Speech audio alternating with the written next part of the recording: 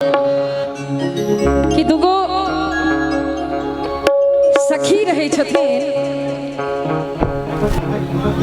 जखन दोनों गोटे के बियाह होइ छनि तो एगो के पति परदेश रहे छथि और एगो के गांव में रहे छथिन। जखन बहुत समय के बाद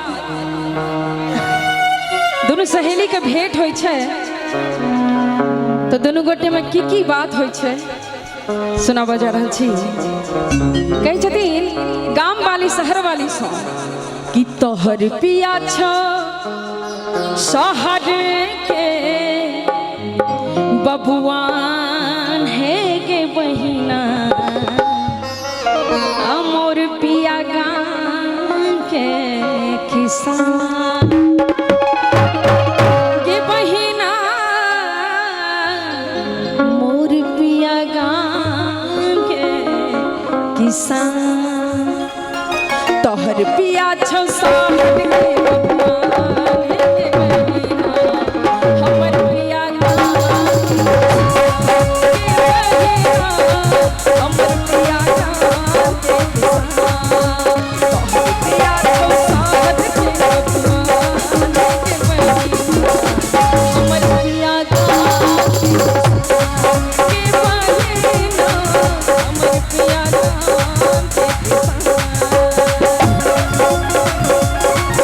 बहुत बढ़िया।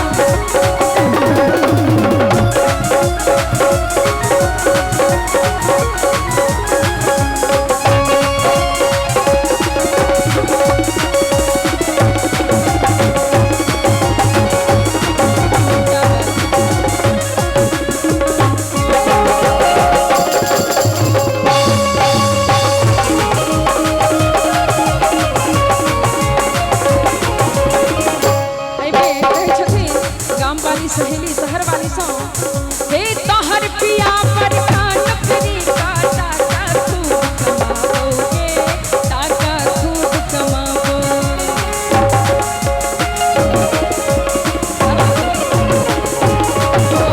तोहर पिया पर का नौकरी का टाका खूब कमाओगे, टाका खूब कमाओगे। 6 महीना 1 बरस भर कहियो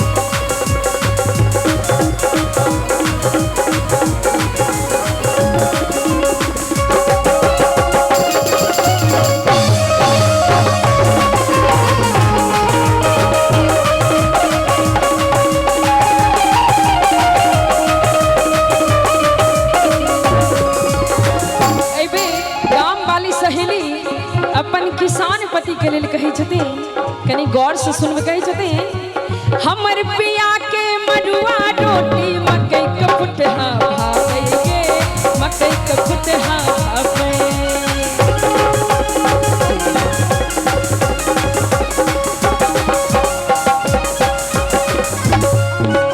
हमर पिया के मड़ुआ रोटी मकई के फुटहा भावे गे, मकई के फुटहा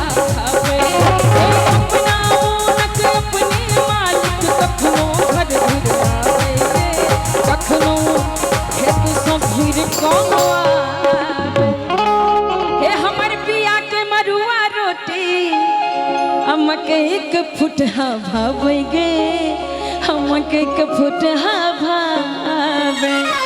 हे अपना मोनक अपने मालिक कखनो घर घुर आवे गे, आ कखनो खेत से घुर के आवे। सीतल केस पलट में मुँह में पान,